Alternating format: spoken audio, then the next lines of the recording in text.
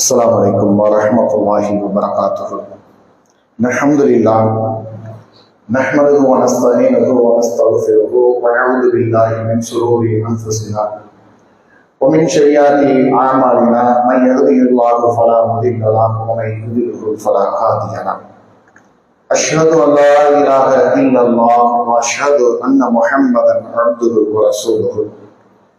أما بعد فقد قال الله تعالى في محسن تنزيل العظيم والفرقان المجيد: أعوذ بالله من الشيطان الرجيم. بسم الله الرحمن الرحيم. يا أيها الذين آمنوا اتقوا الله حق تقاته ولا تموتن إلا وأنتم مسلمون. கண்ணியத்திற்குரிய எல்லாம் அல்ல அல்லாஹ்வின் நல்லடியார்களே, அருமை சகோதர சகோதரிகளே, அல்லாஹ்வுடைய ஒரு மாபெரும் பேரருளால் மகத்தான இந்த ஜும்மாவுடைய நாளில் அல்லாஹ்வை வணங்கி வழிபடுவதற்காக அவனுடைய இல்லத்திலே ஒன்று கூடியிருக்கின்றோம். இந்த நேரத்தில் அல்லாஹ்வுடைய தூதர் முஹம்மது ஸல்லல்லாஹு அலைஹி வஸல்லம் அவர்கள் நமக்கு கற்றுத்தந்த அடிப்படையிலே ஜும்மா தொழுகைக்கு முன்பாக ஆற்றப்படக்கூடிய இந்த குத்துபா உரையில் இறுதி நேர உரையாடல் என்கின்ற தலைப்பு தேர்வு செய்யப்பட்டுள்ளது.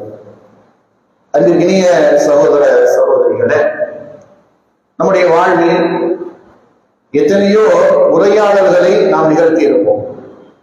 பிறந்த பேச்சு பழக்கம் வந்த அந்த காலத்தில் இருந்து தாயிடத்தில் உரையாடக்கூடிய உரையாடல்கள் உட்பட நம்முடைய வாழ்வின் ஒவ்வொரு காலகட்டத்திலும் நண்பர்களாக இருந்தாலும், பள்ளிக்கூடம் சென்றால் ஆசிரியர்களாக இருந்தாலும், தெருக்களிலே சுற்றி இருந்தால் அங்கிருக்கக்கூடிய நண்பர்களாக இருந்தாலும், இப்படி எத்தனையோ மனிதர்களை நாம் வாழ்வில் சந்தித்துக் கொண்டிருக்கும் பொழுதெல்லாம் அவர்களிடத்திலே நாம் பல்வேறு விதமான தலைப்புகளை, பல்வேறு விதமான விஷயங்களை பேசியிருப்போம். ஆனால் நம்ம எல்லோருமே தவிர்க்க முடியாத ஒரு உரையாடல் இருக்கிறது. அந்த உரையாடல் யாருக்கும் யாருக்குமாக இருக்கும் என்று சொன்னால் நமக்கும் நம்முடைய மரணத்துக்குமான உரையாடல்.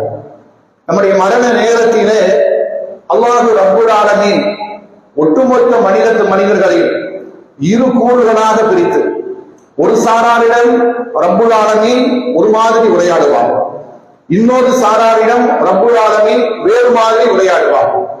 இந்த இரண்டு உரையாடல்களையுமே அல்லாஹ் ரப்புல் ஆலமீன் திருமறை குர்ஆனிலே பதிய வைக்கிறார். இதை நினைவூட்டுகிறார்.